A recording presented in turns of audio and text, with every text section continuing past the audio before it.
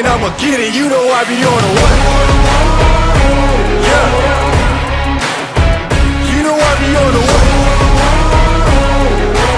Man on a mission, I'ma get it. You know I be on the way. This event po, to mapakita natin yung active ng mga kabataan sa barangay natin, lalo na yung mga kabataan ngayon ay naliligaw na landas and ano-ano yung mga bisyo ng kanilang mga ginagawa.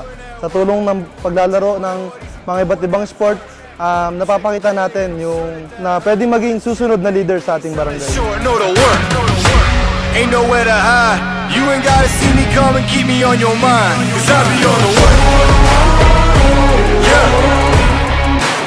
Itong program na to is, magbe-benefits nito ay mga kabataan sa barangay natin para mapakita nila yung kanilang mga husay at mga talentong tinatago sa larangan ng sport.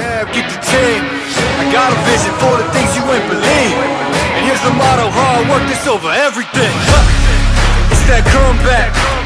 I'm calling plays, hit the pass, then the run back.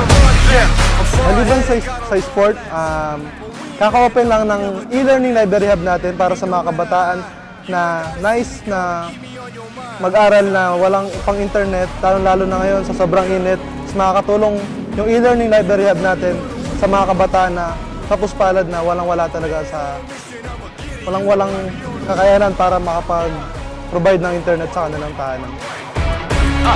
On the way. Yeah, on the way. I'm on the way. I'm on the way.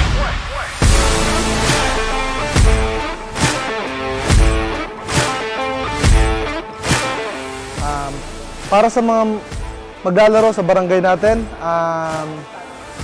naway iwasan natin yung pagkakaroon ng init sa loob and pagkakatalo-talo pagkalabas ng laro sa loob ng court.